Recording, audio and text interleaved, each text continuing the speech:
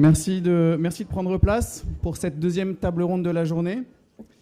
Cette table ronde sur l'actualité de la filière biodéchets. On accueillera pour cette table ronde Muriel Bruchet de l'ADEME, Nicolas Fath du ministère de la Transition écologique et Cécile Poulain du ministère de l'Agriculture, ainsi que Mathilde Borne en tant qu'animatrice de la table ronde. Merci de prendre place et bonne table ronde. Merci beaucoup Thomas. On va démarrer, le temps que les gens s'installent, mais ça va démarrer. Donc encore bonjour à toutes et à tous. On va prolonger donc cette matinée, donc après avoir une ouverture un peu sur justement la filière en général, le retour au sol et l'agriculture.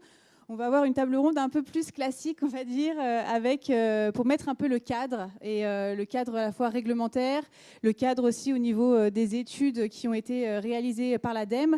Mais avant ça, je vais donc prendre 10 minutes pour quand même présenter le réseau Compost Plus, puisque c'est quand même...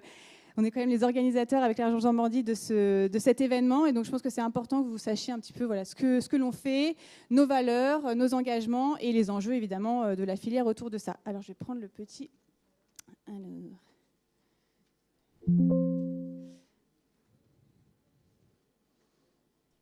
Voilà. Le réseau Compost Plus, en fait, c'est un réseau donc, de collectivités territoriales.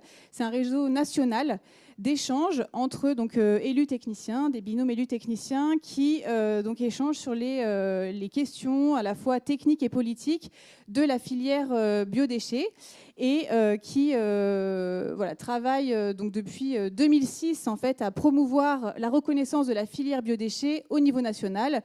Et donc, comme on peut le voir avec aujourd'hui l'obligation de la loi, on pense que le chemin a été bien parcouru et l'objectif atteint.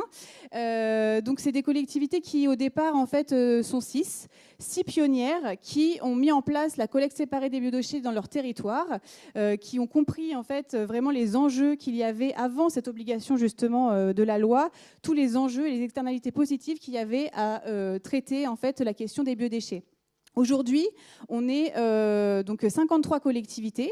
On représente donc 25 millions d'habitants sur toute la France, avec des collectivités qui donc aujourd'hui sont membres du réseau et rentrent dans le réseau et qui démarrent, donc sont des expérimentations et qui ont besoin beaucoup de retours d'expérience, et des pionnières qui du coup sont plutôt dans des phases d'optimisation et qui ont mis en place la collecte depuis longtemps.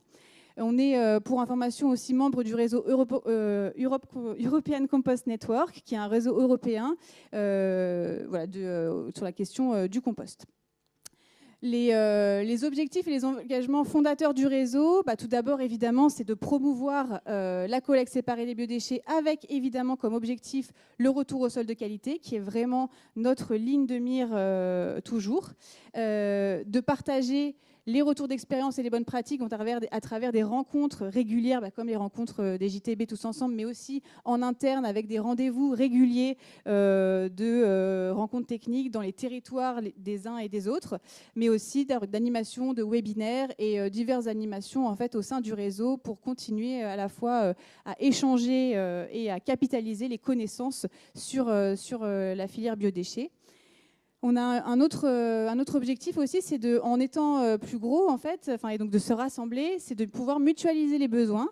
Et notamment, on a créé donc des groupements de commandes sur à la fois les matériels de collecte et pré-collecte, et aussi sur l'analyse de compost pour pouvoir avoir des prix réduits en étant donc plus nombreux à répondre à des marchés. Nos valeurs, comme vous l'avez sûrement déjà entendu depuis le début de la journée, avec aussi l'allocution de notre présidente, c'est évidemment cette question de retour au sol de qualité, de responsabiliser le citoyen. C'est lui qui doit être au cœur du dispositif et qui est capable en fait de faire ça et qui est en attente de faire le geste de tri. Et évidemment, un enjeu plus global aussi de réduction globale des déchets. Nos engagements sont qu'on a une parole complètement indépendante. En effet, on est seulement des collectivités qui sont adhérentes au réseau Compost Plus, qui nous permet d'avoir une parole indépendante, d'avoir des de défendre en fait nos prises de position sur certains sujets et de partager nos valeurs communes de façon complètement libre. On a évidemment quand même des partenariats ciblés avec tous les acteurs de la filière qui partagent nos convictions et qui défendent un peu les mêmes enjeux. Aujourd'hui, on est sur un fonctionnement assez léger, c'est-à-dire qu'on est 2 salariés, 2,20 pour être exact, qui est soutenu par les membres. C'est-à-dire que les membres du réseau sont complètement engagés dans le fonctionnement du réseau et donc participent activement. Donc, comme vous le voyez, ils ont participé évidemment à l'organisation de cet événement. Quand on va dans les territoires, ils sont complètement engagés dans pas mal de choses. À titre d'exemple, dans le cadre de la mutualisation des besoins, l'Orient Agglomération et le SMICTOM Pays-de-Vilaine portent les groupements et donc c'est eux qui du coup sont en charge de réaliser les marchés.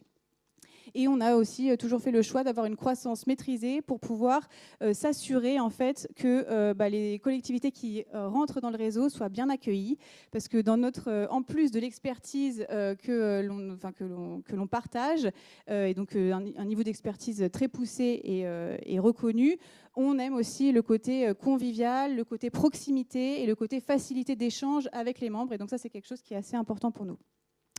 Donc le réseau a évidemment fait pas mal de réalisations. Il y a eu un guide pratique qui avait été réalisé en 2015 et mis à jour en 2018. Et pour information, on est en cours de faire une nouvelle version, plus sous le format vidéo, qu'on espère pouvoir sortir l'année prochaine. On avait aussi réalisé, dans le cadre des élections municipales 2020, les campagnes vidéo « Ce serait absurde », qui sont accompagnées d'argumentaires pour défendre justement en fait, l'évidence de trier à la source les biodéchets. Voilà. Le label ASCA, je pense que dans la table ronde précédente, Monsieur Hermel vous en a aussi longuement parlé. Donc, c'est un label créé par les collectivités du réseau pour un label qualité, à la fois sur le process de compostage, mais aussi sur la qualité de produit, qui va plus loin que la norme NFU 44051, la norme actuelle du compost, pour assurer justement ce retour au sol de qualité qui est primordial pour les agriculteurs. Je vous ai parlé déjà des groupements de commandes.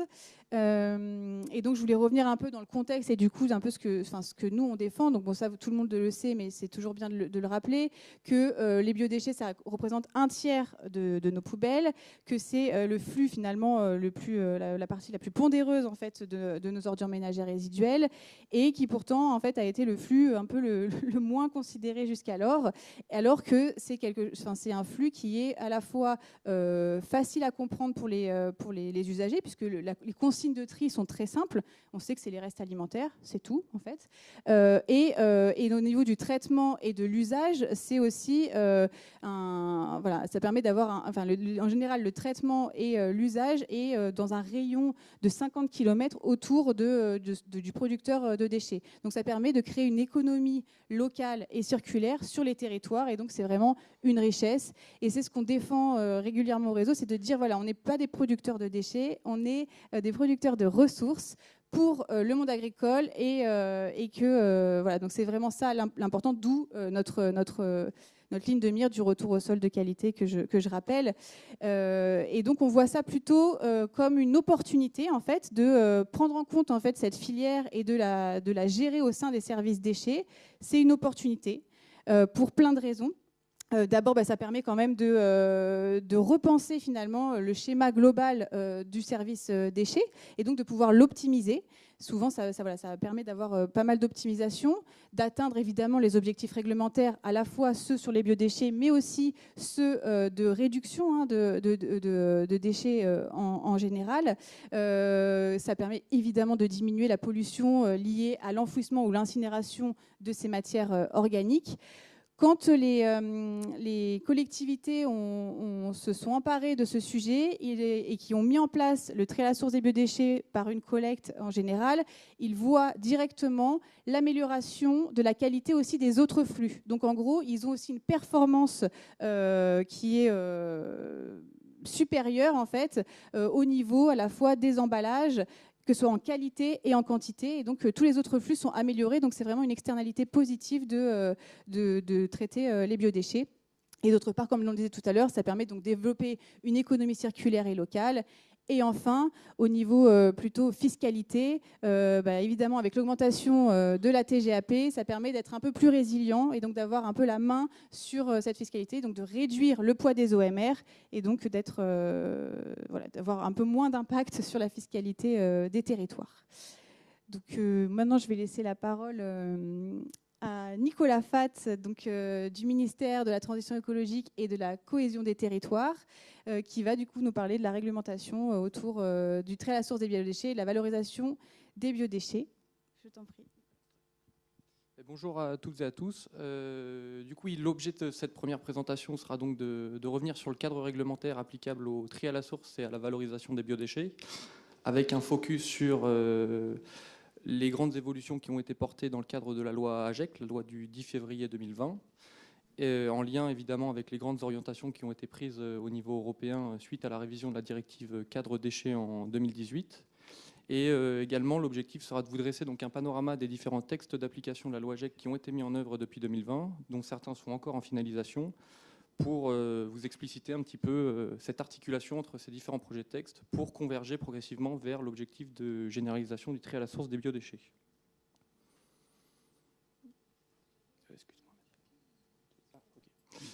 Alors, pour commencer, une petite slide de définition et d'enjeux. Je serai très rapide évidemment parce que j'imagine que l'immense majorité d'entre vous sont parfaitement au courant de ces éléments, mais très rapide. Donc, les biodéchets sont depuis la loi AGEC définis dans la partie législative du Code de l'environnement, OL 541-21-1. Donc, cette définition, elle vous est donnée ici. Elle regroupe 3 grands flux de déchets: les déchets de cuisine et de table, les déchets verts issus de l'entretien des parcs et jardins, et enfin les déchets comparables provenant des établissements de production et de transformation de denrées alimentaires, donc concrètement les biodéchets issus d'industries agroalimentaires. Alors, les déchets de cuisine et de table représentent l'essentiel des biodéchets produits par les ménages ou les professionnels de la restauration. Donc, ce sont les restes de repas, les épluchures, les aliments non consommés. Très important, ce sont des déchets qui ont un statut de sous-produit animal, ce sont des matières qui ont un statut de sous-produit animal de catégorie 3 généralement, conformément au règlement européen sur les sous-produits animaux. Et donc, c'est un certain nombre d'implications pour ce qui est des activités de collecte et de valorisation, notamment l'obligation de l'obtention d'un agrément sanitaire pour pouvoir valoriser ces matières. On a ensuite donc les déchets verts issus de l'entretien des parcs et jardins, qui là aussi peuvent être issus à la fois des ménages ou d'activités professionnelles, de jardinage, d'élagage et autres. Donc là, à la différence des déchets de cuisine de table, ce ne sont pas des sous-produits animaux, donc pas besoin d'agrément sanitaire pour leur valorisation. En revanche, s'ils sont mélangés avec des déchets de cuisine et de table, et nous le verrons, c'est tout à fait possible, les deux flux étant des flux de biodéchets. Le mélange résultant doit être traité comme un sous-produit animal, avec tout ce que cela implique. Au niveau des enjeux, donc, comme le disait Mathilde, les biodéchets représentent encore près de 1/3 de la poubelle résiduelle des Français, donc c'est un gisement considérable qui est aujourd'hui très peu valorisé et qui part principalement en filière d'élimination, donc en décharge ou en incinération.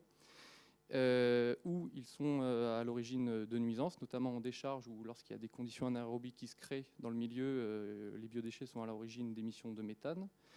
Et donc il y a un réel enjeu environnemental à détourner ces biodéchets des filières d'élimination pour créer une réelle économie de cette matière organique en vue donc de réduire l'empreinte carbone du secteur des déchets, de renforcer la résilience de nos modèles agricoles en produisant des matières fertilisantes organiques locales et propres en substitution aux engrais minéraux pour lesquels nous dépendons beaucoup des importations. Et il y a un enjeu également énergétique puisque à travers la méthanisation, donc on peut produire du biogaz local. Voilà. En termes d'obligations et d'évolution avec la loi AGEC, donc il y a eu tout d'abord un renforcement anticipé des obligations de tri à la source des biodéchets pour les gros producteurs. Donc depuis 2012, les gros producteurs ont une obligation de tri à la source avec des seuils qui ont été progressivement abaissés. Le seuil était initialement de 120 tonnes par an. Depuis 2016, il est fixé à 10 tonnes par an. La loi AGEC va plus loin et renforce ces obligations en abaissant le seuil à 5 tonnes par an dès le 1er janvier 2023. Donc ça, c'est la prochaine échéance qui nous attend. On a évidemment l'échéance de généralisation du tri à la source des biodéchets pour tous, qui est une transposition de la directive cadre déchets à travers l'article 88 de la loi AGEC, qui prévoit donc qu'à partir du 1er janvier 2024, tout le monde, donc professionnels, collectivités, administrations, tout le monde doit avoir une solution soit de valorisation sur place des biodéchets, donc à travers la gestion de proximité, soit une solution de collecte séparée. Donc c'est évidemment un objectif très ambitieux, en particulier pour les collectivités qui n'ont jusqu'à présent pas d'obligation en termes de tri à la source des biodéchets. Mais c'est un objectif qui peut s'appuyer déjà sur un certain nombre de retours d'expérience, puisque fin 2021, la dernière étude ADEME qui vous sera présentée tout à l'heure dit que 114 collectivités étaient déjà impliquées dans des solutions de collecte séparée des biodéchets, couvrant près de 6,5% de la population française, auquel il faut ajouter évidemment la part liée à la gestion de proximité.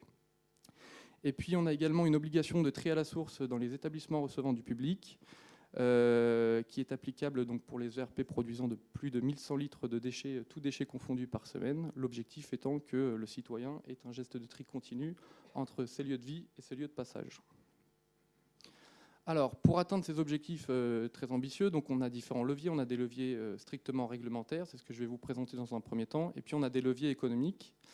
Au niveau de la réglementation environnementale, donc les objectifs s'articulent autour de 3 axes. Tout d'abord, la première chose, c'est mobiliser le flux en détournant les biodéchets des filières d'élimination, en encadrant ces filières d'élimination. On a un deuxième enjeu qui est l'acceptabilité, et avec un encadrement des pratiques de mélange et de la performance des opérations de tri. Et enfin, la finalité étant la production d'une matière fertilisante propre pour nos sols, c'est assurer une valorisation sûre des biodéchets en agriculture à travers un renforcement des conditions d'usage au sol. Sur le premier axe, à savoir donc détourner les biodéchets des filières d'élimination, donc il y a eu un grand renforcement des conditions d'admission et des contrôles au travers de la loi AGEC, avec l'article 10 de la loi AGEC qui prévoit une interdiction progressive de mise en décharge des déchets non dangereux valorisables, et l'article 6 de la loi AGEC qui conditionne l'admission des déchets en installation d'élimination, donc en décharge ou en incinération, à la justification préalable du respect des obligations de tri. Donc ces 2 articles de loi ont fait l'objet d'un décret d'application en date du 16 septembre 2021, le décret baisse de l'élimination, qui, pour faire simple, dans un premier temps définit les différentes typologies de déchets valorisables, conformément à l'article 10 de la loi AGEC, donc les biodéchets en font évidemment partie, et pour chacune de ces typologies de déchets, définit des seuils maximaux d'admission en installation de stockage. Et donc il y a des seuils spécifiques pour les biodéchets à partir du 1er janvier 2024 et pour les OMR à partir du 1er janvier 2025. Et puis l'autre partie, donc c'est une définition des modalités de justification préalable du respect des obligations de tri, donc ce qui est un levier très intéressant pour s'assurer de la bonne mise en œuvre du tri à la source des biodéchets sur les territoires. Il y a également un encadrement spécifique donc, de la filière du tri mécano-biologique. Donc, le tri mécano-biologique, je le rappelle, c'est donc un procédé qui effectue un tri des ordures ménagères en mélange afin d'en extraire la fraction organique pour la valoriser en compostage ou en méthanisation. Et donc, ce sont des installations qui aujourd'hui posent un certain nombre de questions par rapport à leur performance de tri, par rapport à la qualité des matières fertilisantes qui en sont issues. Et voilà, les retours d'expérience que l'on a maintenant depuis une vingtaine d'années et les études techniques qu'on a sur le sujet, notamment de l'ADEME, montrent que le tri à la source des biodéchets est plus efficace pour produire une matière fertilisante de qualité. Et de plus, le tri à la source, comme le disait Mathilde, a des externalités positives telles que l'amélioration des gestes de tri de manière générale et la réduction des quantités de déchets générés. Donc, pour éviter que les installations de tri mécano-biologique ne constituent un frein au déploiement du tri à la source des biodéchets, l'article 90 de la loi AGEC prévoit que l'autorisation de nouveaux TMB soit conditionnée au respect préalable par les collectivités de la justification préalable de la généralisation du tri à la source des biodéchets. Donc, cet article il a fait l'objet d'un décret d'application en date du 30 juin 2021 qui ne cible tout d'abord que les installations qui effectuent une valorisation organique et ou énergétique de la fraction fermentescible des ordures ménagères, car c'est elles qui sont susceptibles de constituer une contre-incitation au tri à la source des biodéchets. Et donc pour être autorisé à faire réceptionner ces ordures ménagères résiduelles dans un TMB, la collectivité doit justifier du respect de l'un des 3 critères de généralisation du tri à la source des biodéchets qui vous sont donnés ici. Donc on pourra revenir en détail sur ces critères lors des échanges si vous le souhaitez. Aussi au niveau des contrôles, donc la loi AGEC et son décret, l'article 74 de la loi AGEC et son décret d'application donne le pouvoir au préfet de demander à tout instant, demander à tout acteur de réaliser un audit réalisé par un tiers afin d'attester du respect des obligations de tri à la source des biodéchets. Donc ça sera un levier très intéressant pour s'assurer du bon déploiement du tri à la source des biodéchets sur certains territoires, lorsqu'on peut avoir des doutes sur la bonne mise en œuvre du tri à source des biodéchets. Et puis, autre transposition directe de la directive 4 déchets, donc à compter du 1er janvier 2027, les biodéchets qui entrent en compostage ou en méthanisation ne peuvent être considérés comme recyclés qu'à partir du moment où ils ont fait l'objet d'un tri à la source préalable. Donc, pour reprendre l'exemple du TMB, un compost issu d'un tri mécanobiologique ne pourra pas être comptabilisé dans les flux recyclés puisque le flux n'a pas fait l'objet d'un tri à la source préalable. Voilà. Au niveau de l'acceptabilité, donc on a une interdiction de mélange des biodéchets. Donc les biodéchets triés à la source ne peuvent pas être mélangés avec d'autres typologies de déchets. Donc comme je le disais, les déchets de cuisine étables et les déchets verts peuvent être mélangés entre eux, évidemment. Il y a un certain nombre de dérogations à ce principe. Les biodéchets triés à source peuvent être collectés conjointement avec des emballages et déchets compostables, méthanisables, biodégradables qui sont listés dans le cadre de l'arrêté du 15 mars 2022. Jusqu'au 31 décembre 2023 également, les biodéchets triés à la source peuvent être mélangés avec des biodéchets emballés sous réserve que le tout fasse derrière l'objet d'un déconditionnement dans des conditions prévues dans un décret. Donc ça sera le décret modifiant la nomenclature ICPE pour création d'une nouvelle rubrique ICPE propre au déconditionnement. Et puis enfin, les déchets verts qui sont des biodéchets peuvent être mélangés avec des boues afin de servir de structurant. Et donc ça, c'est encadré dans le cadre du décret du 14 septembre 2022 relatif au co-compostage de boue. Sur la première partie, à savoir l'arrêté du 15 mars 2022, donc l'objectif c'est de fixer une liste restrictive de déchets éligibles à une collecte et valorisation conjointe avec des biodéchets triés à la source. Donc j'insiste sur la notion de liste restrictive, c'est-à-dire que la collecte conjointe est rendue possible mais n'est pas obligatoire. Et donc finalement, la collectivité est libre de définir les typologies de déchets et emballages qu'elle veut bien collecter avec ces biodéchets triés à source, parmi les déchets qui sont listés dans cet arrêté du 15 mars 2022. Donc c'est un arrêté co-signé ministère de la Transition écologique et ministère de l'Agriculture.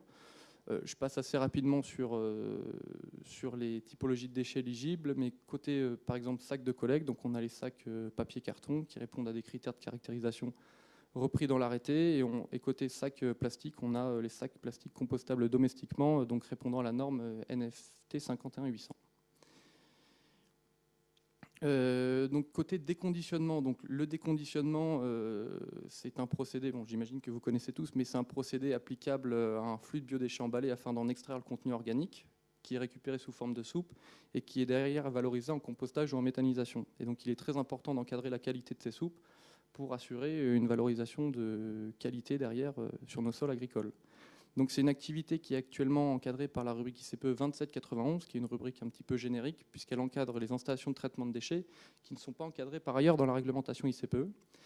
Et de plus, c'est une rubrique dont le seuil d'autorisation est atteint très rapidement, donc des 10 tonnes jour. Et donc, dans un objectif de simplification, mais aussi d'amélioration de l'encadrement ICPE de ces installations, il a été décidé de leur dédier une rubrique ICPE 2783. Donc il y a 3 projets de texte en cours, un projet de décret pour création de cette nouvelle rubrique ICPE et 2 projets d'arrêté qui définissent donc les prescriptions techniques applicables aux installations selon leur régime de classement. Donc un pour le régime de la déclaration et un pour le régime de l'enregistrement. Pour entrer au cœur du sujet, ces arrêtés viseront notamment à définir donc, des critères sur les inertes et impuretés, donc verre, plastique et métaux présents dans les soupes, justement pour s'assurer de leur bonne qualité. Et au niveau du calendrier prévisionnel, donc, toutes les consultations ont été réalisées. Le Conseil supérieur de la prévention des risques technologiques a été consulté en juin et a rendu un avis favorable. Donc là, les projets de texte sont actuellement, le projet de décret est actuellement au Conseil d'État. Et voilà, on espère une publication d'ici la fin de l'année. Et enfin, donc, dernier élément, c'est l'encadrement des voies de retour au sol. Donc, pour poursuivre sur la question des TMB, donc je le disais, il y a un certain nombre de questions qui se posent par rapport à la qualité des matières fertilisantes issues de ces installations. Et donc, conformément à la directive 4 déchets, à compter du 1er janvier 2027, il y aura une interdiction de produire du compost à partir de la fraction fermentescible des ordures ménagères résiduelles. Et puis très rapidement également sur le socle commun, donc là un projet de texte de longue date, particulièrement ambitieux, dont l'objectif est donc d'harmoniser et renforcer les critères d'innocuité et d'efficacité agronomique applicables à l'ensemble des matières fertilisantes, dont l'objectif est de définir différentes catégories de matières fertilisantes, à chacune desquelles il correspond donc des critères différents et des conditions d'usage bien spécifiques. Donc maintenant, pour passer très très rapidement au levier économique, donc fin 2018, il y a eu, dans le cadre du projet de loi de finances initiale, une augmentation de la composante déchets de la TGAP. Donc la TGAP, c'est une taxe incitative qui vise à prendre en compte les externalités négatives sur l'environnement associées à la mise en décharge ou à l'incinération de déchets. Et donc, l'objectif de cette augmentation de la TGAP était d'une part donc, de créer un cadre économique en cohérence avec les objectifs politiques assignés en matière de réduction de mise en décharge et de développement des filières de valorisation. Et l'objectif est également de donner une trajectoire claire de cette augmentation de la TGAP entre 2021 et 2025. Évidemment, cette augmentation de TGAP, elle n'est pas sans répercussions économiques. Elle s'inscrit un petit peu dans une logique globale d'équilibre budgétaire. Et donc, il y a un certain nombre de mesures qui ont été de mesures compensatrices qui ont été mises en place, notamment la création d'une TVA réduite pour les activités de prévention, de tri et de recyclage de déchets. Et pour la collecte séparée de déchets, donc on a une TVA applicable de 5,5% pour les prestations. Et enfin, dernier levier, c'est évidemment les soutiens financiers de l'État, de l'ADEME. Donc on a un soutien récurrent, un soutien annuel au titre du Fonds économie circulaire, qui est porté par l'ADEME, enfin qui est géré par l'ADEME. Et puis on a eu évidemment un très gros soutien dans le cadre du plan de relance, avec près de 100 millions d'euros qui ont été débloqués. Donc la plus grosse ligne du plan de relance pour ce qui est de la question des déchets. Voilà. Merci beaucoup. Merci beaucoup Nicolas. Du coup, maintenant, je vais donner la parole à Cécile Poulain du ministère de l'Agriculture, qui va donc partir sur sur la suite de la réglementation, plutôt côté SPAN et retour au sol des matières organiques. Bonjour. Donc je vais vous parler de la réglementation relative au retour au sol des matières fertilisantes et les travaux portés par le ministère de l'Agriculture et de la souveraineté alimentaire sur ce sujet. Alors, au ministère, nous nous intéressons aux modalités réglementaires, entre autres, pour développer une confiance et faire face aux enjeux de cette filière de recyclage au service d'un retour au sol pour répondre aux besoins que l'on estime croissants pour notre agriculture en matière de fertilisation organique. Donc, ma présentation va être chronologique et va se faire sur 3 focus. Donc un focus réglementaire sur les sous-produits animaux, comme c'était la demande. Un focus réglementation matière fertilisante, et après un peu tous les travaux autour du socle commun, ce qui a abouti à l'élaboration du socle commun, et après toutes les perspectives et prospectives que l'on travaille au ministère sur ces matières organiques. Donc la fertilisation organique, c'est le croisement de 3 réglementations. Donc, je vais vous parler particulièrement là de la réglementation sous-produits animaux, mais il y a également le code de l'environnement qu'on a vu tout à l'heure. Et je vous parlerai également du code rural, avec tout ce qui est matière fertilisante.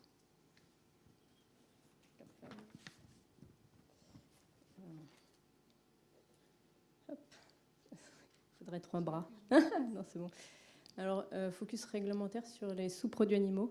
Donc, comme le disait Nicolas, les biodéchets contenant des déchets de cuisine et de table intègrent des matières animales, de près ou de loin, ils l'ont fréquenté au cours d'un repas ou autre, et donc sont considérés comme des sous-produits animaux de catégorie 3. Donc c'est la catégorie la moins à risque, mais ça implique de respecter des règles.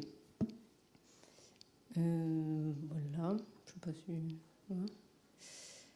Et implique une réglementation qui va de la sortie de l'assiette jusqu'au site de compostage compris. Je vais passer peut-être... Ouais. On ira plus vite. Pour information, vous aurez toutes les présentations donc qui sont assez complètes là, des différents intervenants. Et si vous avez des questions pour rentrer plus dans le détail, on se garde 20 minutes de questions à la fin de la table ronde. Donc, voilà, fais comme tu le sens, Cécile, mais il y a du temps de questions. Je vais peut-être m'arrêter un peu plus sur la réglementation matière fertilisante dans le code rural. Donc, à l'issue du compostage, la matière organique se transforme et se stabilise en un compost susceptible d'être distribué comme matière fertilisante. À ce titre, il doit respecter l'article qui est mis en vert là. c'est-à-dire qu'il doit améliorer la nutrition des végétaux et les propriétés physiques, chimiques et biologiques des sols. Donc les modalités de mise sur le marché des matières fertilisantes issues des biodéchets, j'imagine que vous les connaissez. Donc la règle de base, c'est l'autorisation de mise sur le marché, qui est délivrée par l'ANSES au terme d'une procédure d'évaluation. Et il y a 4 autres voies qui dispensent les biodéchets d'une autorisation de mise sur le marché. Donc il y a la norme. Donc la norme ne garantit pas une sortie du statut de déchet. Voilà, on pourra en rediscuter. Un cahier des charges approuvé par le ministère de l'Agriculture, le règlement fertilisant 2009-1009 et ou un plan d'épandage, voilà, au cas des digestats. Donc c'est une réglementation qui est complexe, qui est en modification en fonction de l'arrivée de ces nouvelles filières sur le marché. Donc c'est un espèce de patchwork qui nécessite une harmonisation. Et donc, depuis 2018, l'État travaille sur la manière de pérenniser la valorisation sur les sols des composts et digestats issus des biodéchets, dans la perspective justement de la généralisation du tri à la source, et tout en garantissant bien sûr un niveau élevé de préservation de la qualité des sols. Donc ça commence par 2018-2019 avec le pacte de confiance, la feuille de route économie circulaire, avec la mesure 24, qui a entraîné un groupe de travail national. Vous avez dû participer de près ou de loin à ce groupe de travail qui a entraîné la publication du rapport d'Alain Marois, qui a été cité tout à l'heure. Donc d'accord, oui. Pour un pacte de confiance. Je vais peut-être quand même vous faire un hop. Donc les propositions du rapport, vous devez peut-être les connaître, mais on peut peut-être les rappeler. C'est notamment la mise en cohérence du cadre réglementaire avec l'encadrement des critères d'innocuité et d'efficacité agronomique. Voilà, et puis après, un peu tout ça. Donc la loi anti-gaspillage et économie circulaire, la loi AGEC, a renforcé ce rapport en mettant dans la loi la révision des référentiels réglementaires et un décret qui fixe les critères de qualité agronomique et d'innocuité selon les conditions d'usage des matières fertilisantes. Hop. Et donc 2020 a vu l'arrivée des travaux autour du socle commun. Donc avec le socle commun qui a pour objectif de maîtriser la contamination des sols et des cultures via les pratiques de fertilisation, encadrer la qualité, bien sûr, adapter la traçabilité, informer l'utilisateur, l'agriculteur, adapter l'utilisation à la qualité des matières et faciliter la mise à jour ultérieure des critères d'innocuité s'appliquant aux matières fertilisantes pour mieux prendre en compte l'acquisition progressive des connaissances scientifiques.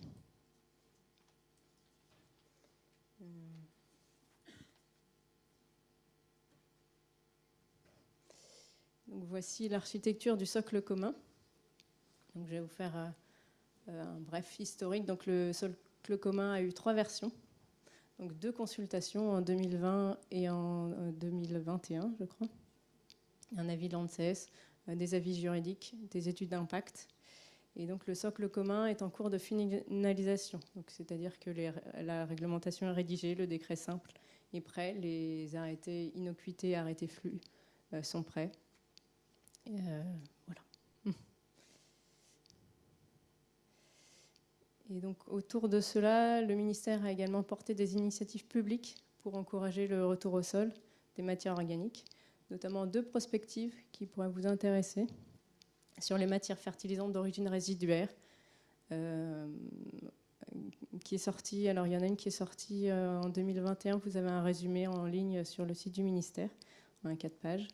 Il y a une étude prospective sur l'estimation des besoins actuels et futurs de l'agriculture biologique en fertilisants organiques qui est finalisée et qui va être diffusée d'ici la fin de l'année.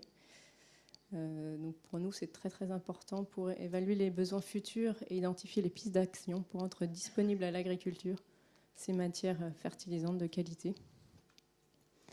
Nous avons une initiative également que nous portons actuellement suite au contexte géopolitique pour mobiliser les instituts techniques, le conseil agricole, les professionnels de l'agriculture, pour optimiser les ressources azotées sur les exploitations. Et donc le retour au sol de la matière organique et comment accompagner les agriculteurs là-dessus est un peu au cœur de cette initiative. Et donc la feuille de route économie circulaire, donc il va y avoir le deuxième plan du volet agricole qui va être lancé. Donc le bilan de du premier plan a été lancé. Et voilà, nous sommes en cours de rédaction pour la deuxième feuille de route. Voilà, voilà. Pour conclure, voilà, nous portons un cadre législatif rénové qui va bientôt sortir. On pense en 2023, avec des besoins et des gisements en matière organique qui nous intéressent particulièrement, pour augmenter notamment la résilience des exploitations, des territoires, et mieux relocaliser la gestion de la fertilisation des exploitations agricoles. Et voilà la nouvelle feuille de route qui se construira à votre écoute. Voilà. Merci pour votre attention. Merci beaucoup Cécile. On a hâte de ces futurs textes et ces futurs encadrements et nouvelles feuilles de route d'économie circulaire, et on participera volontiers aux différents échanges. Merci beaucoup. Maintenant, je vais donner donc la parole à Muriel Bruchet, donc de l'ADEME, qui va nous présenter les dernières études réalisées donc, par l'ADEME et un peu la présentation des aides qui sont aujourd'hui apportées par vous. Vas-y, je te donne la parole. Merci Mathilde. Donc en effet, moi je vais vous présenter les dernières études qui datent donc de cette année 2022 et une avant-première. Donc on a l'étude comparative des pratiques de collecte séparée de biodéchets en milieu urbain, donc plutôt un benchmark de ce qui s'est fait un peu en Europe et Amérique du Nord. Et puis l'évaluation de la généralisation du tri à la source des biodéchets, donc qui va sortir très prochainement. Donc au niveau de l'étude de le benchmark, benchmark de la collecte séparée en milieu urbain, donc 13 villes ont été sélectionnées. Principalement Europe et Amérique du Nord, avec donc après une division en 4 grands groupes selon la quantité de déchets collectés par habitant et selon si les déchets alimentaires étaient majoritaires ou minoritaires, c'est-à-dire que s'il y avait de la collecte de déchets verts avec ou seulement déchets alimentaires. Donc l'objectif des villes françaises serait d'atteindre le groupe A en orange foncé. Voilà, donc un maximum de collecte avec majoritairement du déchet alimentaire. Donc ici, de ces interviews et de ces entretiens qu'on a pu avoir avec les 13 villes, ce qui est ressorti, donc c'est vraiment 7 facteurs de réussite. Donc le premier, ça a été de la fourniture d'un équipement adéquat, donc des bioseaux, des sacs de collecte, etc., pour vraiment accompagner et fournir le matériel de pré-collecte aux habitants. Le deuxième, ça a été l'adaptation de la fréquence des collectes OMR, donc d'avoir un niveau égal, voire supérieur de collecte de biodéchets par rapport aux collectes OMR. Le troisième, ça a été peut-être de faire des analyses, une étude pour complémentarité des solutions, donc de voir tout ce qui est possible, donc d'adapter selon son territoire et selon son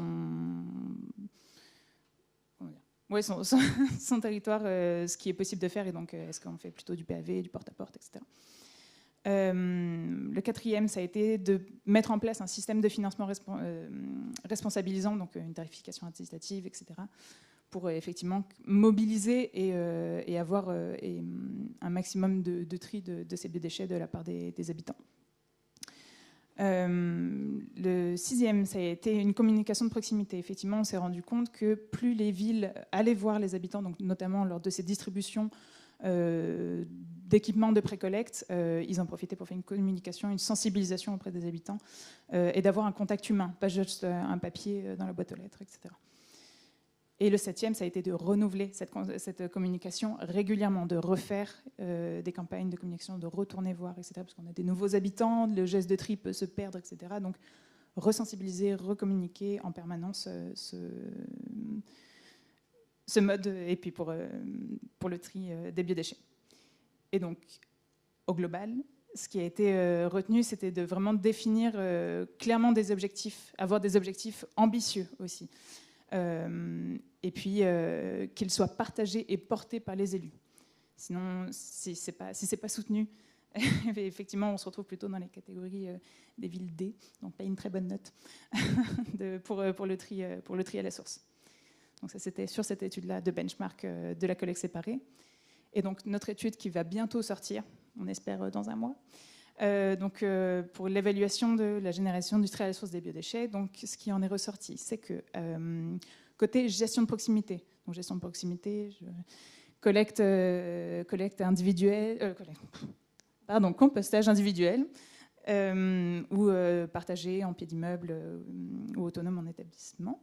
Mais du coup, donc on a fait une enquête et il y a 815 collectivités qui ont déclaré mener des actions en faveur de la gestion de proximité. Donc ça peut être la distribution de composteurs, etc., accompagner les habitants à la mise en place de ce compostage. Et une centaine de collectivités qui proposent une collecte séparée des biodéchets au ménage. Donc pas pro, mélangé peut-être au ménage, mais en tout cas proposé au ménage, pas uniquement aux professionnels. Donc, ce qui en est ressorti de toutes ces enquêtes, on a fait donc une enquête auprès une enquête collectivité. Donc en 2019, qui ressort que 34% des répondants, une extrapolation, qui déclarent composter ces déchets alimentaires.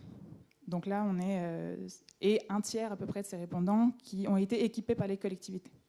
Donc il y a 2 tiers qui se sont auto-équipés en composteurs qui sont allés acheter eux-mêmes, etc. Donc ils déclarent composter leurs déchets alimentaires.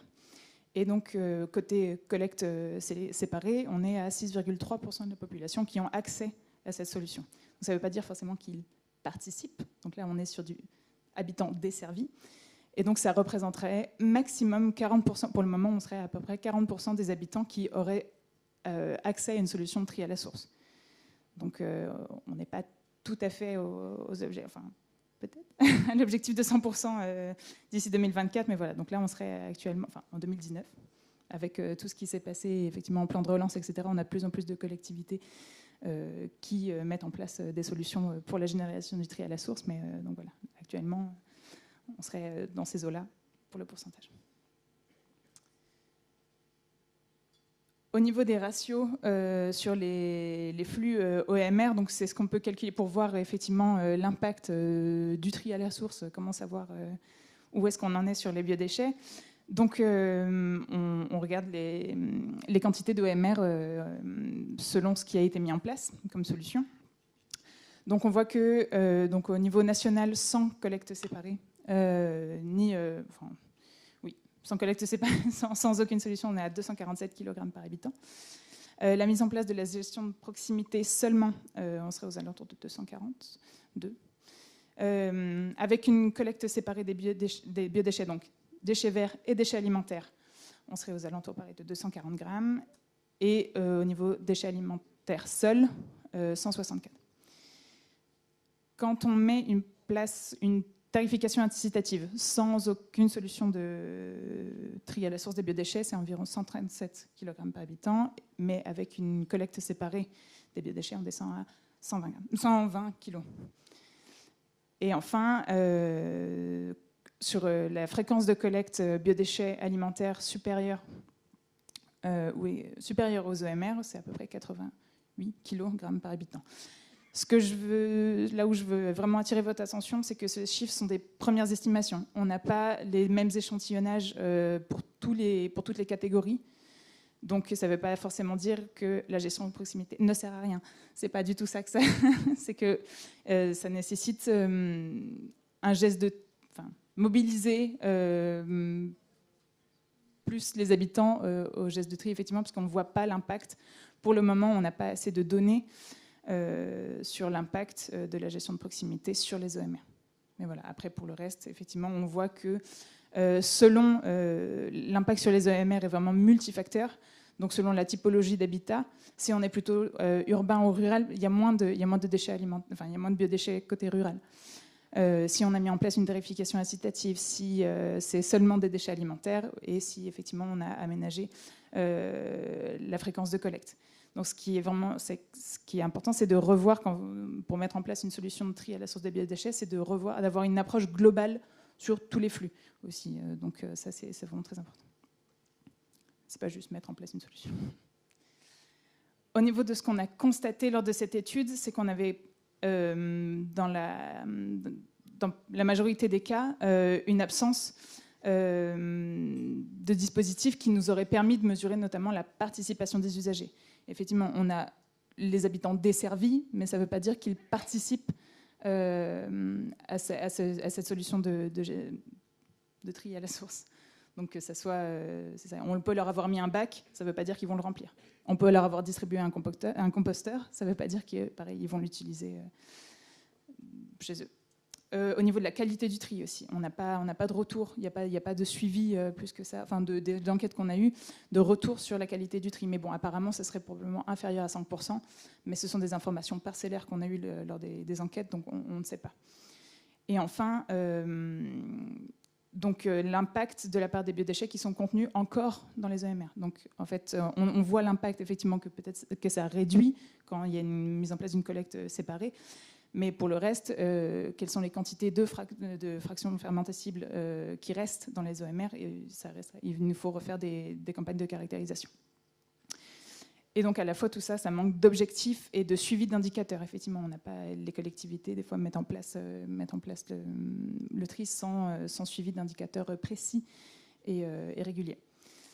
Donc au niveau des recommandations, un peu comme ce qui est ressorti, c'est un peu la même chose qui ressort du benchmark européen et Amérique du Nord. Donc ça va être de définir un schéma global du tri à la source intégré au SPGD avec la prise en compte des spécificités territoriales et des déchets produits. De fixer des objectifs quantitatifs et qualitatifs avec le suivi d'indicateurs précis et enfin de mobiliser les élus et les usagers pour avoir justement cette généralisation. Et donc le but de suivre toujours en suivant ces opérations et mener des actions d'amélioration continue. Troisième étude qui est sortie là, juin 2022, dont je ne vais pas trop m'étendre dessus parce que c'est sur les producteurs non ménagers. Mais voilà, sachez qu'on a fait une étude des coûts de gestion des biodéchets alimentaires des producteurs non ménagers, donc avec rapport, synthèse et infographie. Si vous voulez en savoir plus, c'est accessible sur la librairie ADEME. Au niveau des études en cours, on fait actuellement une étude comparative des systèmes de gestion de proximité des biodéchets, donc tout ce qui va être électrocompostage, etc. Toutes ces solutions qui sont mises sur le marché, sur lesquelles on n'a pas encore d'études, de résultats, et donc ça va être de clarifier les allégations de toutes ces machines qui sont disponibles sur le marché. Et enfin, une étude sur les microplastiques présents dans les produits résiduaires organiques des professionnels. Donc voilà, ça va être là, pareil. Elle est en cours, elle sortira probablement mi-2023. Et aussi, donc ça, hors ADEME, mais une étude très intéressante qui va sortir aussi sur l'analyse économique de la collecte séparée du traitement des biodéchets, donc on espère probablement à l'automne 2022, donc qui est menée par la Confédération des métiers de l'environnement. Merci beaucoup, Muriel. Ah oui, pardon, et encore, c'est vrai, les aides. Très rapidement, les aides, voilà, donc on aide les collectivités. Donc, sur aide à la décision et aide aux investissements, donc tout ce qui va être gestion de proximité, collecte séparée et traitement, aussi sur les installations de traitement et de valorisation. Et puis aussi aide au changement de comportement, donc tout ce qui va être communication, animation, formation, et puis programme des actions de relais de terrain, donc chargé de mission, etc. Donc pareil, ça pour en savoir plus, on vous invite à aller sur Agir pour la transition, ADEME. Voilà. Ben merci pour ce retour éclairé des différentes études. Pour information, c'est vraiment, voilà, nous, c'est des choses qu'on porte depuis longtemps. Enfin, en tout cas, tout ce qui a été présenté sur l'étude du benchmark dans les différentes villes du monde. Donc voilà, c'est vraiment les différentes clés en fait pour réussir son tri à la source des biodéchets. On le retrouve finalement dans les autres villes du monde. Donc c'est assez éclairant. Moi, avant de vous donner la parole, vous, à la salle, j'ai juste une petite question, je me permets.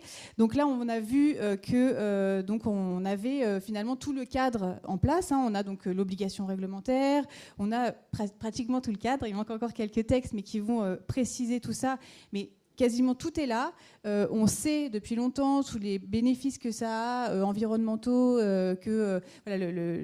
tout est en place. Les retours d'expérience sont nombreux parmi différents réseaux comme le nôtre. Donc vous avez accès finalement à cette information. Et pourtant, on en est aujourd'hui avec seulement 40% a priori d'habitants qui seraient donc desservis par ce tri à la source des biodéchets. Comment vous expliquez ça, en fait? Quelle analyse vous avez, vous, au sein des institutions, au sein des ministères et au sein de l'ADEME? Et quelles sont justement les étapes prochaines que vous avez prévues justement pour... on est à 1 an. Comment on s'assure qu'il y a un vrai virage et que tout le monde y aille, et dans le bon sens évidemment, dans les prochains mois et années? Est-ce qu'il y a des choses mises en place, des projets? Je vous laisse la parole. Merci beaucoup.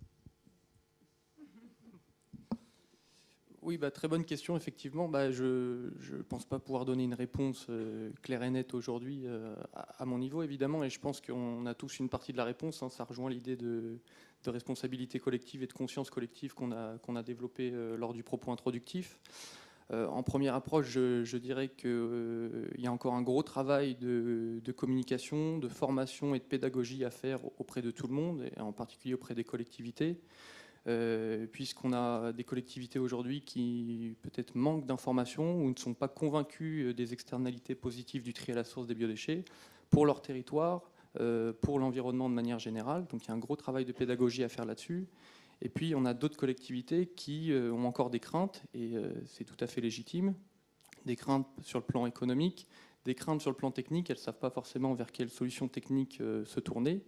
Donc là, évidemment, j'invite ces collectivités à se tourner vers l'ADEME qui accompagne tous les projets de A à Z pour un développement serein du tri à la source des biodéchets. Et puis, sur les craintes économiques, donc il y a des aides qui sont allouées dans le cadre qui ont été développées dans le cadre du plan de relance, dans le cadre du fonds économie circulaire. Des futures aides, ça je ne peux pas vous le dire aujourd'hui, ça sera discuté dans le cadre des plans des PLF, des projets de loi de finances. Mais évidemment, côté des GPR, on soutiendra toute initiative qui ira dans ce sens. Et après, au-delà des aspects réglementaires aussi, je pense qu'aujourd'hui, comme je le disais, il faut qu'on arrive à tirer parti quand même du retour d'expérience qu'on a aujourd'hui. Alors certes, on a encore assez peu de collectivités qui sont mobilisées, mais ça constitue quand même une source de connaissances et d'expertise qui n'est pas négligeable. Et donc, il faut tirer parti de cela. Et c'est au travers des études, des guides qui sont en train d'être mis en place qu'on arrive. Des journées comme celle-là. Et voilà. Merci. Vous voulez rebondir toutes les deux, non? Cécile? Oui, Muriel? Et après, je vous donne la parole. Au niveau effectivement, de manque de mobilisation, peut-être au niveau, objectif en fait, des objectifs clairs pour les collectivités pour la généralisation, arriver à tel, qu'est-ce qu'on entend par généralisation. Donc effectivement, il y a cet arrêté TRI-TMB qui peut donner des objectifs, même si ça ne concerne pas toutes les collectivités, au moins ça donne peut-être des objectifs, se fixer ces objectifs-là, même si on n'est pas concerné par ce décret-là. Non, mais en effet, il manque un texte en fait un peu clair qui permette d'avoir ces objectifs et on pourrait utiliser ce texte, finalement, les objectifs TMB pour toutes les collectivités. Oui, effectivement, en tant qu'indicateur un petit peu, lorsqu'une collectivité ne sait pas trop où aller, vers quelle solution technique, vers quel niveau d'ambition, effectivement, on peut utiliser ces indicateurs, vraiment ces critères juste à titre d'indicateur. Évidemment, on ne peut pas leur imposer si elles ne sont pas concernées par le décret TRI-TMB. Après, pour revenir sur cette question, pourquoi il n'y a pas de critères? Aujourd'hui, on n'a pas la base légale dans le Code de l'environnement pour le faire. La LTECV fixait déjà l'objectif de généralisation du tri à la source des biodéchets. Elle n'a pas donné de base légale pour le faire. La loi AGEC, pareil. Et tout simplement parce que ce n'est pas fait pour les autres flux de déchets, car on peut se heurter un petit peu aux questions de libre administration des collectivités. Il ne faut pas que l'État, à travers la définition de critères, vienne se superposer aux compétences des collectivités en matière de gestion des déchets. parce que parfois, vouloir tout homogénéiser, finalement, on arrive à des incohérences au niveau territorial, à l'échelle de mise en œuvre vraiment du tri à la source des biodéchets. Donc voilà. Aujourd'hui, on n'a pas la base légale pour le faire, et si demain on souhaite vraiment mettre en place des critères, il faudra passer par la loi. Ok, merci beaucoup. J'ai d'autres questions, mais si vous en avez dans la salle, je vous les laisse d'abord et je reprendrai si jamais. Est-ce que vous voulez poser des questions à nos intervenants, nos invités?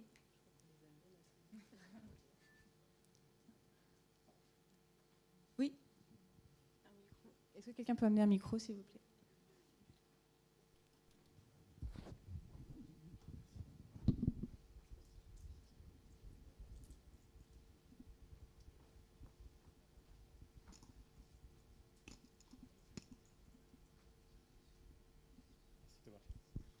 Oui, bonjour à tous. C'est plus effectivement une réaction et un retour d'expérience d'un opérateur comme Moulineau spécialisé sur les biodéchets qui constate effectivement ce début de virage qui s'amorce. Sur les professionnels, on voit que le seuil de 5 tonnes par an laisse moins de doute quand même sur l'obligation. On sent que les collectivités aussi ont une prise de conscience, mais malgré tout, elle n'anticipe pas, elle n'interprète pas cette échéance comme trop contraignante, notamment en l'absence de critères, justement, on vient d'en parler. Voilà. Maintenant, effectivement, moi je pense qu'on a besoin de la carotte et du bâton pour avancer. Sur la carotte, moi je vous laisse être inventif sur le sujet, mais je pense qu'on a encore des marges de manœuvre pour optimiser le cadre, réglementaire notamment. Moi je pense à deux choses qui pourraient être très simples. On a parlé du décret élimination, qui fixent des seuils pas forcément très ambitieux, mais qui ont l'avantage d'être symboliques. On pourrait très bien imaginer qu'une TGAP très dissuasive qui existe aujourd'hui, qui s'applique aux installations non autorisées, s'applique à ces producteurs-là. C'est finalement un juste retour à l'envoyeur vers le producteur et ça permet de le responsabiliser. Je crois savoir d'ailleurs que dans certaines régions, c'est ce qui se pratique, parce que ça pourrait être une application concrète effectivement du décret élimination. Moi j'ai du mal à imaginer que si ces seuils-là qui ont été évoqués ne sont pas atteints, j'ai du mal à imaginer que la collectivité se retrouve avec les déchets sous les bras à n'en savoir que faire. Donc ça pourrait être effectivement une application concrète. Une deuxième proposition qu'on peut faire, côté Moulineau aussi, qui rejoint un peu le discours d'Hervé Morin ce matin sur la responsabilité des régions, ça pourrait être aussi de responsabiliser tous les EPCI à compétences collecte, traitement ou mixte pour établir, courant 2023, une stratégie ou un début de stratégie sur le tri à source des biodéchets pour la compétence collecte et sur, à minima, avoir identifié des capacités de traitement adéquates sur la partie traitement, à remettre par exemple aux régions au regard de leur capacité de planification pour tout simplement accompagner ce travail de pédagogie, d'information des collectivités et les responsabiliser d'autant plus. Alors, je sais que je parle ici à des acteurs qui sont tous convaincus, mais je pense que les chiffres parlent d'eux-mêmes et on a aussi besoin, je pense, d'avoir des actions fortes parce que l'échéance est courte et que par ailleurs, c'est une obligation européenne, c'est important de le rappeler. Et aujourd'hui, la Commission européenne a sorti un rapport la semaine dernière et regarde avec attention effectivement tout ce que les États membres peuvent faire. Et clairement, sur les biodéchets, on n'est pas forcément en avance. Voilà. Mais en tout cas, merci pour la clarté des échanges, des interventions qui étaient vraiment très lucides pour ma part. Bravo pour ces journées. Voilà, c'est deux propositions que je souhaitais soumettre à votre avis pour alimenter les échanges.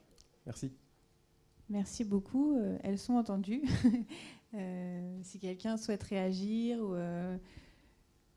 Moi, je me permettrais juste un petit commentaire sur aussi le texte élimination, où ce texte en fait parle en pourcentage et que c'est vrai qu'on a quand même ce regard, je pense que vous l'avez aussi au sein de vos collectivités, vous ne travaillez pas sur des pourcentages, vous travaillez sur des quantités et sur des kilos et qu'aujourd'hui de raisonner en pourcentage, c'est pas forcément du sens et que c'est vrai que nous, au sein du réseau Compost Plus, on a aussi le retour d'expérience qu'une collectivité qui produirait 300 kilos par an d'habitants par an au OMR a un pourcentage toujours de 30% de biodéchets et si elle en produit 92 kilos par an par habitant, on est toujours sur ce même pourcentage. Donc en fait, je pense qu'aussi dans ces textes-là et dans la clarification qui serait attendue, c'est pour ça que le texte sur les TMB est assez ambitieux sur ce côté-là, c'est que vraiment on raisonne sur une quantité, en fait, une quantité d'OMR, et donc du coup, en effet, quand on observe une réduction du poids des OMR, c'est que forcément, il y a eu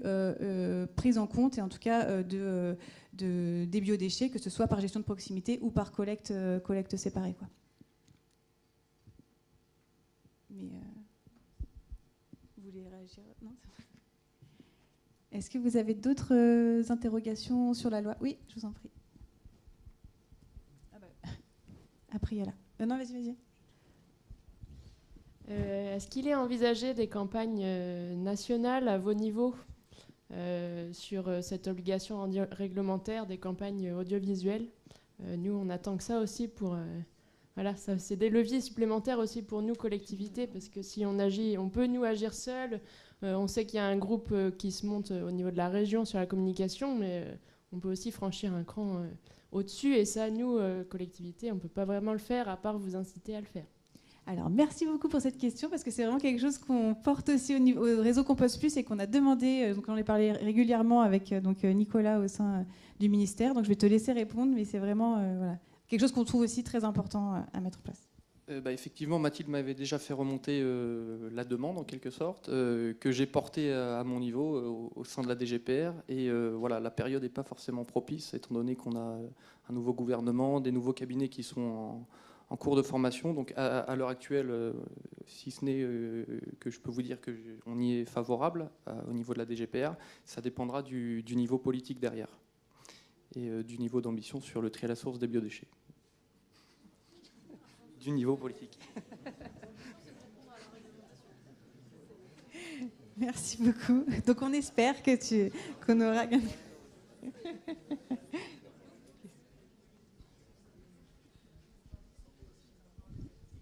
Oui, Olivier Guichardaz, Déchets Info. Une question pour Madame Poulain. Vous avez dit que le respect de la norme ne garantit pas la sortie du statut de déchet. Moi, jusqu'à présent, j'avais toujours entendu l'inverse. Est-ce que vous pouvez m'expliquer ? Oui. Alors, il suffit de lire le rapport Marois. Il y a un petit paragraphe et qui dit que la normalisation n'implique pas la sortie du statut de déchet. Alors, pour être franche avec vous, il devait y avoir un décret qui devait sortir pour préciser quelles normes allaient être concernées par ce sortie de déchets, qui devait sortir en 2021, mais qui est en attente de la sortie du socle commun, justement. Donc voilà, c'est le sujet.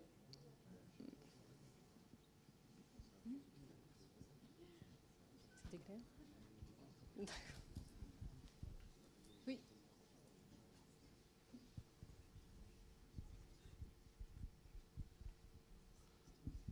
Oui, bonjour.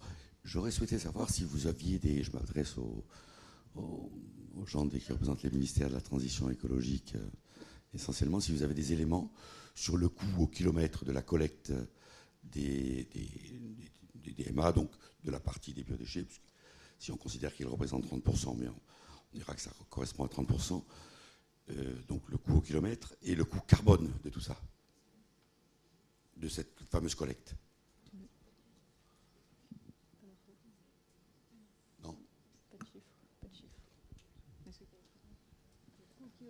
L'impact carbone, vous avez posé comme question, c'est ça ?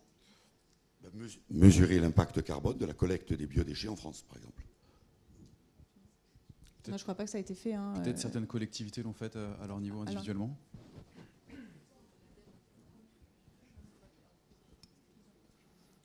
En tout cas, sur la question de M. Guichardaz, demain, dans le cadre de l'atelier co-construction sur le devenir du label ASCA, on va clairement aborder cette question de la sortie de statut de déchets des composts et essayer d'expliciter justement, de répondre à la question que vous posez. Et peut-être on rentrera plus dans le détail sur qu'est-ce qu'une sortie de statut de déchets, quel est le cadre actuel, qu'est-ce qui manque et qu'est-ce qu'on attend justement, qu'est-ce qu'on doit trouver dans le socle commun pour permettre aux composts normés de sortir du statut de déchets.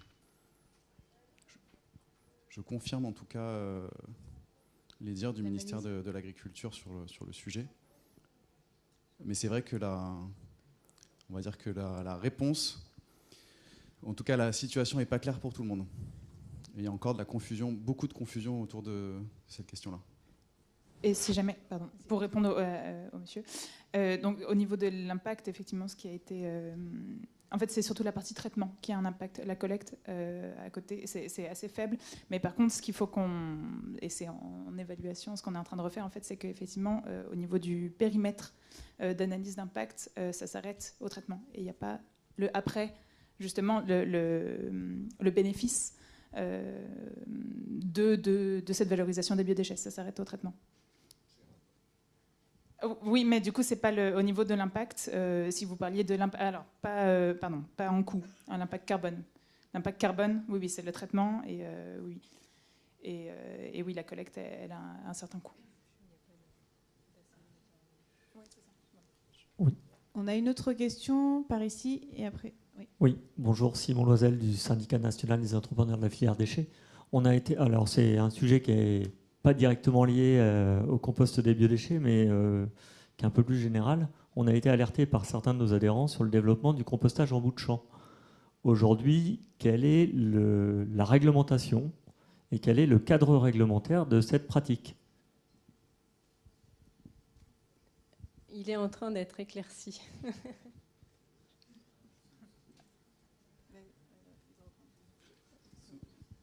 Sous combien de temps il est en train d'être éclairci? Ça va être...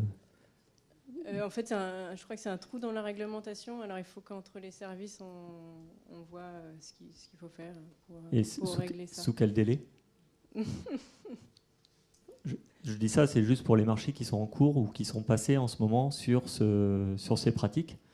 Oui. Et donc, savoir, est-ce que ces marchés sont légaux?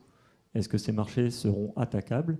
Est-ce qu'il y a une jurisprudence qui va arriver avant que la loi ne dicte le cadre, quoi. Voilà. Je reviendrai vers vous. On se contacte si j'en sais plus. En fait, il y a un cadre, mais il n'est pas très contraignant. On est hors des ICPE. Et donc, il y a un fort attrait pour cette pratique, en effet. Mais il y a quand même un cadre qui est celui du règlement sanitaire, tout de même européen, qui s'applique qu'on soit en bout de champ ou en compostage à la ferme. Une nouvelle question? Oui, non, pardon, c'est un peu décousu, mais je voulais juste apporter des éléments complémentaires sur le coût carbone, parce que c'est important quand même. Toujours Moulineau, compost et biogaz, pardon. Nous, on a essayé de modéliser ce coût carbone de la collecte, en fait, et finalement des filières.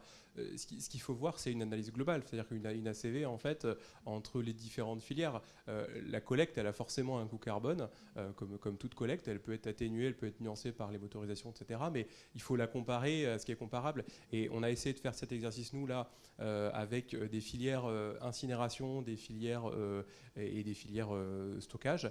Et en fait, on voit que je dirais, le coût carbone est 3 à 8 fois moins impactant pour la collecte des biodéchets. Voilà, alors, selon notre modèle, je ne sais pas dans quelle mesure c'est transposable, mais j'ai l'impression que c'est largement confirmé par l'ACV qui avait fait l'ADEME sur les différents modes de traitement de biodéchets, qui montrait que clairement tous ces modes-là étaient clairement très très positifs par rapport aux filières classiques.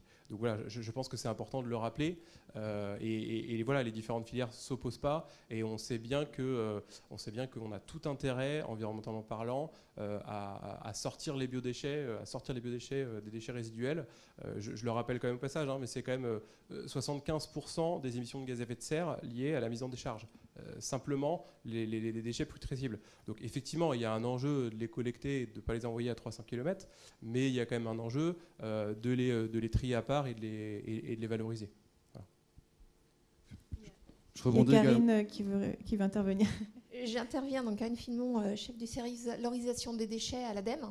Et donc je complète ce que disait Muriel et ce que vient de dire Édouard sur cette étude ACV qu'on avait menée, qui était une ACV comparative entre la filière méthanisation et la filière compostage, que l'on complète actuellement, et c'est vrai qu'on a, Muriel, il n'y est pas dans les slides, en train de faire cette étude ACV, mais qu'on territorialise avec des scénarios, justement, comparatifs pour avoir des éléments, étudier les éléments de sensibilité de ces filières-là par rapport aux filières incinération, décharge, mise en décharge, etc.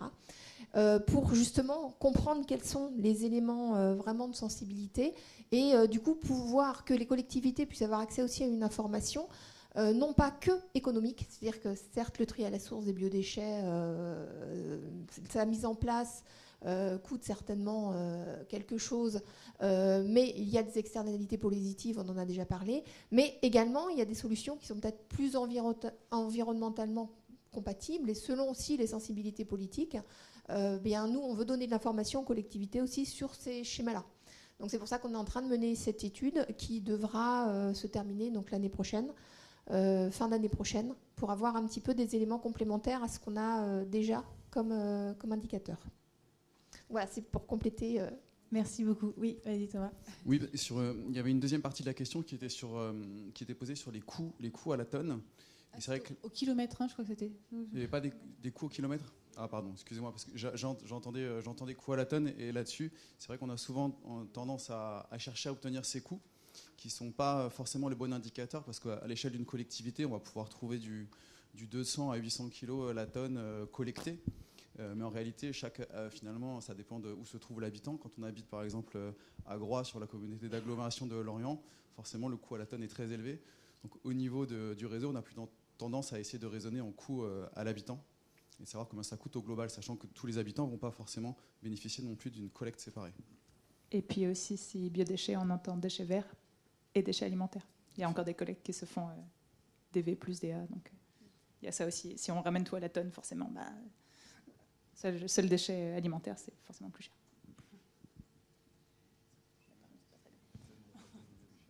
On a encore 5 petites minutes de questions, si vous voulez. Vous les avez à votre disposition. Oui, Vincent. Thomas, tu peux donner à Vincent, s'il te plaît. On me dit que les biodéchets restent à Groix. C'est quoi ta presqu'île ? Une plateforme à Groix. Oui, bonjour. Vincent Ganona, Lorient Agglomération. Je voulais une confirmation sur les emballages compostables. Est-ce qu'ils peuvent rentrer ou pas dans les biodéchets ? Alors, je laisse répondre Nicolas. J'ai une petite idée. Alors du coup, ça c'est encadré dans l'arrêté du 15 mars 2022, l'arrêté collecte conjointe. Non. Donc niveau emballage, le raisonnement est déjà de dire que s'il y a des filières de recyclage, ils n'ont pas vocation à partir en compostage. Par exemple, pour tout ce qui est papier-carton, on ne voit pas le composteur domestique comme étant un exutoire pour tous nos papiers-cartons, évidemment. Donc ça, c'est une première partie. Donc déjà, ça limite un petit peu le périmètre. Pour ce qui est des plastiques compostables, donc là, l'idée est de dire que le plastique compostable en tant que tel n'a pas d'intérêt agronomique pour le compost, puisqu'il n'apporte pas d'éléments nutritifs au compost lorsqu'il se dégrade. Il se dégrade principalement en CO2. Donc le caractère compostable d'un plastique ne constitue pas un bénéfice environnemental en soi, et donc finalement le bénéfice réside plutôt dans les usages qu'on attribue à ces plastiques. C'est pour ça que dans le cadre de l'arrêté collecte conjointe, on se limite aux sacs de collecte, puisqu'ils ont un intérêt sur le plan de l'économie circulaire, puisqu'ils permettent de mobiliser les biodéchets plus facilement. Donc ça, c'est le premier point, on se limite aux sacs de collecte. Après, au niveau de la norme, donc on s'est limité à la norme NFT 51800 pour le compostage domestique. Voilà, pour des soucis de cohérence, notamment par rapport aux emballages, aux sacs fruits et légumes. La LTECV a fixé la norme NFT 51800 pour ces sacs de fruits et légumes, et voilà, entre autres. Et notamment parce que également les emballages en plastique compostable, en compostage industriel, ne peuvent pas porter la mention compostable. Donc voilà, on s'est limité à la NFT 51800. J'espère que ça répond à la question.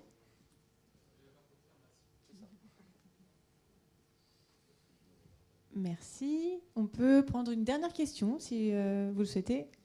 Encore ? Encore, Edouard. Bon, alors peut-être une autre si jamais vous voulez.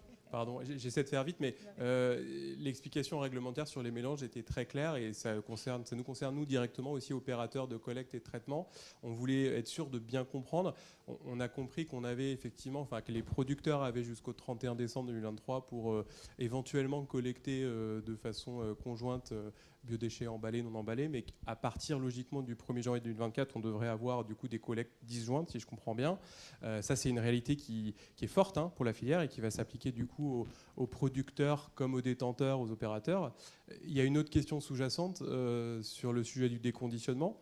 Est-ce que le fait qu'il faille effectivement les collecter séparément veuille dire qu'il faille les réceptionner séparément, ce qui paraît logique, et aussi du coup les déconditionner séparément? Est-ce que ça veut dire des lignes distinctes? Est-ce que ça veut dire faire du batch? Enfin, c'est une question un peu fine, un peu précise, mais voilà, qui est importante pour la filière, je pense. Oui, effectivement, question importante. Et du coup, tout sera défini, toutes les modalités de déconditionnement et de mélange seront définies dans les arrêtés ministériels de prescription générale pour la nouvelle rubrique 2783. Voilà. Et à l'heure actuelle, je ne peux pas vous en dire plus parce que c'est au Conseil d'État. Voilà. Donc il y a déjà eu la consultation, c'est ça, et aujourd'hui c'est en Enfin, ça a été discuté dans le cadre du CSPRT, et voilà, le décret est envoyé au Conseil d'État, mais le Conseil d'État aura quand même une visibilité sur les 2 arrêtés ministériels, et donc ça sera probablement discuté à ce moment-là. Mais effectivement, c'est un sujet en jeu pour le bon développement de la filière. Oui, il y a une question là-bas.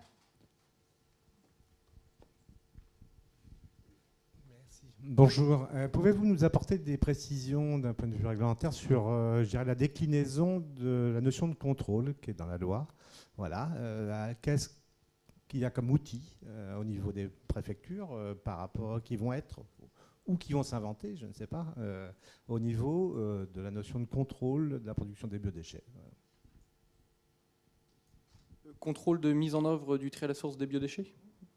Il y a notamment l'article 74 de la loi AGEC dont je parlais tout à l'heure qui donne le pouvoir au préfet de demander à tout acteur et à tout moment de réaliser un audit par un tiers pour attester, pour attester du respect des obligations de tri à la source des biodéchets. Après, de manière générale, donc c'est la police déchets qui s'applique. Alors, un audit, ça veut dire quoi, précisément?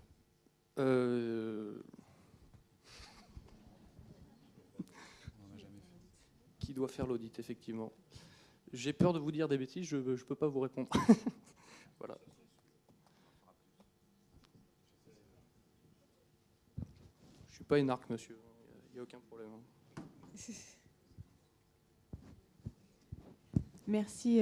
Voilà, évidemment, donc il y a quand même pas mal de textes en cours et donc du coup forcément, malheureusement, on n'a pas pu avoir toutes les informations souhaitées. Mais vous inquiétez pas, aux prochaines JTB, on aura les informations qui sont manquantes. Mais en effet, je tiens à m'excuser, mais ce qui est logique, quand les processus sont en cours, on ne peut pas forcément avoir les informations. Donc on a quand même eu une clarification du cadre réglementaire, je pense, assez complète de 2 ministères, et je vous remercie vraiment d'avoir apporté cet éclaircissement. Malheureusement, en effet, il peut y avoir des moments où les questions, on n'a pas encore, en tout cas, vous n'avez pas encore toutes les réponses, mais dès qu'on les a, on les transmettra évidemment. Est-ce que on peut faire une dernière question et puis on s'arrête là sur cette partie plus réglementaire et cadre et études. Mais si on n'a pas... Une toute petite sur la sortie du socle commun. On a entendu 2023, c'est long, c'est long, une année. Est-ce qu'on a une fenêtre plus précise? Malheureusement, je ne pourrais pas en dire plus. En fait, c'est dans ce qu'elle disait, Cécile, c'est dans les mains du cabinet pour l'instant, donc il n'y a aucune visibilité, mais on a vraiment hâte. Donc, Tout est prêt. Je vous remercie. S'il n'y a pas un dernier regret, non, c'est bon, vous avez tout compris, vous êtes tous au fait de tout ça. Je vous remercie. Je vous rappelle quand même de rester quand même dans des échanges courtois et bienveillants. C'est quand même le cadre aussi de ces journées. On peut ne pas être d'accord, mais au moins de se respecter les uns les autres, c'est important. Et voilà, je vous remercie à toutes et à tous. Là, c'est le moment donc du déjeuner. Donc, vous êtes invités à aller dans l'atrium où vous pouvez du coup déjeuner pendant toute la période du midi et continuer à rencontrer nos professionnels qui sont présents sur les stands. Et on reprend tout à l'heure à 14h avec la table ronde quand les régions vont au-delà de la planification. Ça donne quoi? Donc, à tout à l'heure. Merci à toutes et à tous.